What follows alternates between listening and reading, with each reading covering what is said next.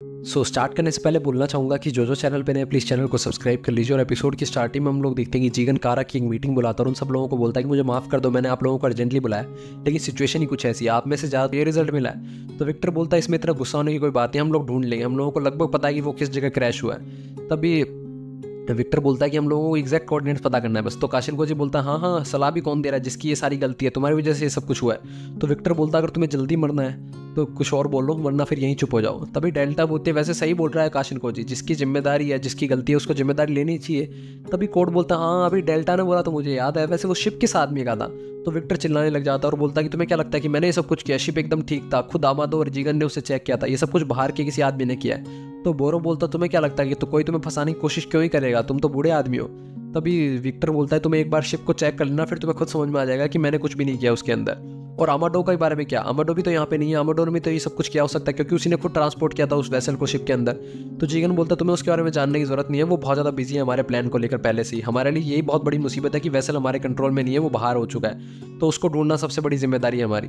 तो विक्टर बोलता तुम आउटर्स को भेज क्यों नहीं देते इस सब से डील करने के लिए, वो उसको ढूंढ लाएंगे, और वैसे ही मुझे रियल लाइफ कॉम्बैट का डाटा चाहिए था अपने नए साइंटिफिक निंजा टूल के लिए।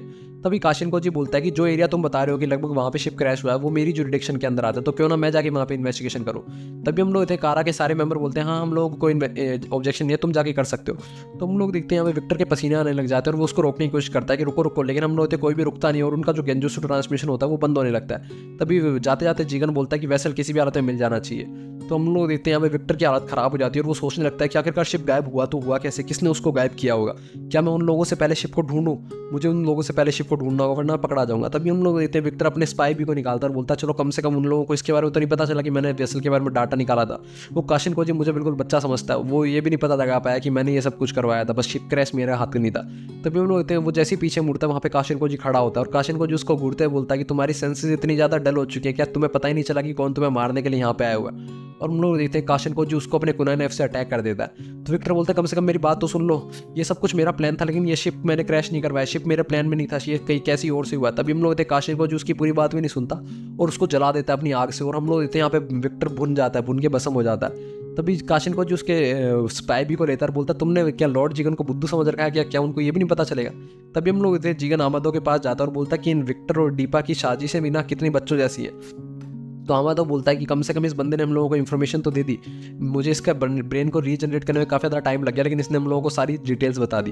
तो जीगन बोलता है इसको जिंदा रखने का क्या फ़ायदा, इसको खत्म कर दो। और हम लोग देते हैं विक्टर को दीपा को भी मार दिया जाता है। तो ये वहाँ पे काशिन को जी आता है और बोलता है कि मैं आउटर्स को भेज रहा हूँ अपने वहाँ पे चेक करने के लिए और मैं भी वहाँ पे निकल रहा हूँ। तभी हम लोग देखते हैं जीगन उसको बताता है कि वो लैंड ऑफ फायर के फॉरेस्ट रीजन में क्रैश हुआ है। हम लोग देखते हैं मुजीनो और कोनावारो बीसी रीजन में आए हुए होते होते उस प्लेन क्रैश को चेक करने के लिए। तो जीगन बोलता है कोई भी बंदा जिसकी नज़र उस एयरशिप पर जाए हमारे अलावा, उस बंदे को हर एक को मार देना। हिडन लीफ विलेज के पास में ही है वो शिप, तो तुम देखना हिडन लीफ विलेज वाले वहाँ पे पहुंचे हुए होंगे, उनको भी खत्म कर देना। तो काशिन कोजी में गेंजुसु ट्रांसमिशन को बंद कर देता है और बोलता मुझे लगता है कि मेरा भाग्य जुड़ा हुआ है इस हिडन लीफ विलेज के साथ में। वहीं दूसरी तरफ हम लोगों को दिखाया जाता है कि जो ट्रेनिंग ग्राउंड होता है उसके अंदर बहुत सारी भीड़ इकट्ठी हुई होती है। इनोजीन जो होता है वो भागते हुए आता है, तो शिकाडाई बोलता तुम इतने भागते हुए कैसे आए हो। तो इनोजीन बोलते तुम्हें क्या लगता है मैं बोरुटो और नोट 7 का मैच मिस कर दूंगा, नहीं बिल्कुल नहीं, इसलिए मैं भागते हुए आया हूँ। भाई दूसरी तरफ हम लोग देखते हैं मीस की ड्रेसिंग रूम में होता है बोरुटो के साथ और उसको बोलता है बोरुटो तुम नर्वस तो नहीं हो क्योंकि तुम्हारे डैड के साथ मैच है।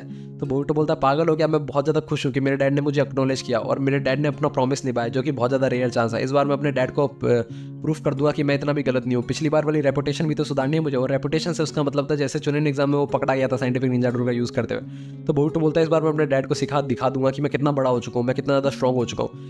तो मीस्की बोलता तुम्हारे पास कुछ सीक्रेट हथियार है क्या। तो बोरुटो बोलता नहीं मैं हाई कंप्रेशन रासिंगन का यूज़ तो नहीं कर सकता, लेकिन मेरे पास और बहुत सारे ट्रिक्स हैं, तुम चिंता मत करो, तुम्हें मैं मैच में दिखाऊंगा, मुझे बहुत सारे चेंजिंग चक्रा नेचर आते हैं। भाई दूसरी तरफ हम लोग देखते हैं कि शिकामारू भी नारुतो से पूछता है कि तुम्हारी हालत कैसी है, तुम्हारा प्रोस्टेटिक आर्म तुम्हें कैसा फील हो रहा है। तो नारुतो बोलता है कि इसका चक्रा जो है वो मेरे चक्रा से अच्छे से रिस्पॉन्ड कर रहा है, लेकिन जब मैं यूज़ करूँगा तभी पता चलेगा। तो शिकामारू बोलता तुमने बोरुटो को बता दिया क्या।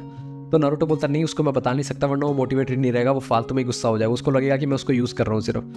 तभी हम लोग देते हैं नारुतो और बोरुटो दोनों बाप बेटे एक दूसरे के सामने आ जाते हैं और जनता उनको देखने के लिए आई होती है, उनके फाइट को देखने के लिए। और उन्हीं में से एक होता है सास्के, जो इस मैच को छुपके से देख रहा होता है सीक्रेटली, छुपके से नहीं मतलब वो अलग जगह पे खड़ा होकर देख रहा होता है। तभी शिकामारू बोलता है कि होल्ड बैक मत करना, ये सोच के कि मैं तुम्हारा डैड हूँ, पूरी ताकत लगा दो। और हम लोग होते हैं बोरुटो यही करता है, बोरुटो अपने सबसे पहले अपने शैडो क्लोन को भेजता है अपने डैड से लड़ने के लिए। जैसे ही हम लोग होते हैं नारुतो उसके शैडो क्लोन्स को खत्म करता है, वो सामने देखता है कि वहाँ पे बोरुटो होता ही नहीं बल्कि गायब हो जाता है। तो नारुतो हल्की सी स्माइल करता है और पीछे देखता है तो हम लोग देखते हैं बोरुतो राशिंगान इस्तेमाल कर रहा होता है अपने डैड के ऊपर। तो नारुतो अपना हाथ का एक ही झटका मारता है और हम लोग देखते हैं राशिंगान के 2 टुकड़े हो जाते हैं और राशिंगान वहीं गायब हो जाता है। तो सब लोग चौंक जाते हैं कि लॉर्ड सेवंथ ने ये कैसे किया। तभी हम लोग देखते हैं बोरुतो अपने शूरिकेन के ऊपर इलेक्ट्रिक स्टाइल का इस्तेमाल करता है, जिससे वहाँ पे बहुत ज़्यादा रोशनी हो जाती है और नारुतो की आंखें थोड़ी सी देर के लिए अंधी हो जाती है। तभी हम लोग एक और राशिंगान आता है उनके अंदर से। नारुतो फिर भी उस राशिंगान को अपने एक ही हाथ के वार से खत्म कर देता है। तो नारुतो बोलता है तुम्हें क्या लगता है तुम मुझे इतनी आसानी से अंधा कर दोगे। तो बोरुतो बोलता है क्या हुआ डैड, आप पूरे दिन डिफेंस ही खेलते रहोगे या फिर अटैक भी करोगे, चलो क्यों ना हम बाप बेटे एक दूसरे से राशिंगान बैटल करें। और हम लोग देखते हैं नारुतो तैयार हो जाता अपना राशिंगान बना के। तभी साहेब शिकामारू और शिकाडाई को बोलता है कि तुम दोनों बाप बेटे क्यों नहीं करते ऐसा ही मैच। तो शिकामारू और शिकाडाई दोनों जने एक साथ बोलते हैं व्हाट अ ड्रैग, हम लोगों को नहीं करना ये सब मैच। तभी हम लोग देखते हैं बोरुतो अपने शैडो क्लॉन्स को बोलता है कि मुझे विंड स्टाइल कील पाम से थोड़ा प्रेशर दो। और हम लोग देते हैं बोरुतो और नारुतो दोनों जने अपने राशिंगान को बढ़ाते हैं, लेकिन नारुतो को पता चलता है कि वो बोरुतो का शैडो क्लोन था सिर्फ। और हम लोग देते हैं नारुतो का हाथ जमीन के अंदर गड़ जाता है उसके राशिंगान की वजह से। तो भी बोरुतो जो होता है असली वो वहाँ पे वाटर स्टाइल का इस्तेमाल करता है और नारुतो के ऊपर अटैक कर देता है। तो सारा चौंक जाते हैं कि बोरुतो को वाटर स्टाइल भी आता है, ये इसने कब सीखा। तो मीस्की बोलता है सिर्फ वाटर स्टाइल ही नहीं, इसने लॉर्ड सेवंथ के हाथ को राशिंगान का यूज करवा के जमीन के अंदर गड़वा दिया जिससे वो वहीं लॉक हो जाए।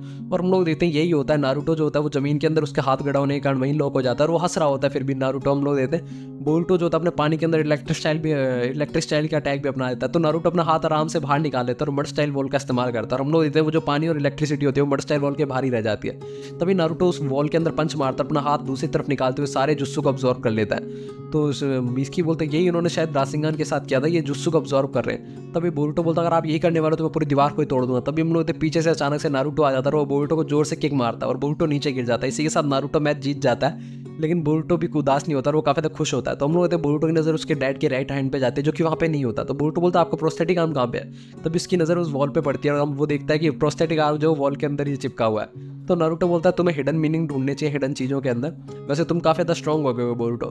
तो बोरुतो बाद में तो उस टाइम तो कुछ नहीं बोलता, लेकिन बाद में वो कागे ऑफिस में आके बोलता है डैड आपने साइंटिफिक निंजा टूल का इस्तेमाल किया, आपने मुझे पिग की तरह इस्तेमाल किया, आपने सिर्फ मेरा यूज़ किया, आपने मुझे बताया क्यों नहीं कि आप टेस्ट करना चाहते हो।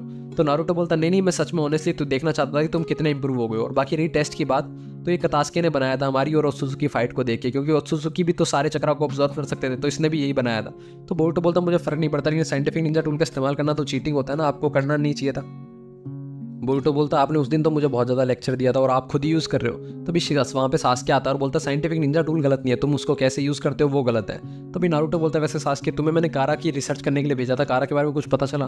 तो सास्के बोलता है कारा बहुत ज़्यादा डेंजरस ऑर्गेनाइजेशन है और हमारे ऊपर से अभी भी खतरा टला नहीं है, मुझे लगता है हम पर दोबारा अटैक हो सकता है। वहीं दूसरी तरफ हम लोग देखते हैं मुजीनो और कोनोमारू उस एयरशिप की चेकिंग करने के लिए जाते हैं और वो साथ साथ में कॉन्टैक्ट रख रहे होते हैं लीफ विलेज के साथ में। तो कोनोमारू शिप के अंदर घुस जाता है और बोलता मुझे यहाँ पे कोई भी सर्वाइवर नहीं दिख रहा है। तभी कोनोमारू की नज़र एक बक्से पे जाती है जो कि खुला हुआ होता है और उसको देख के लगता है जैसे उसके अंदर कोई आदमी लेटा हुआ था। तो कोनोमारू बोलता है कि मुझे लगता है यहाँ पे कुछ ना कुछ तो गड़बड़, लेकिन हम लोग देखते हैं वो कम्युनिकेट नहीं कर पाता विलेज के साथ क्योंकि उसका डिवाइस खराब हो जाता है। तभी हम लोगों को बाहर एक इंसान का पैर दिखाया जाता है। इसी के साथ एपिसोड खत्म हो जाता है। अगले एपिसोड के लिए बने ही हमारे साथ, तब तक के लिए बाय बाय।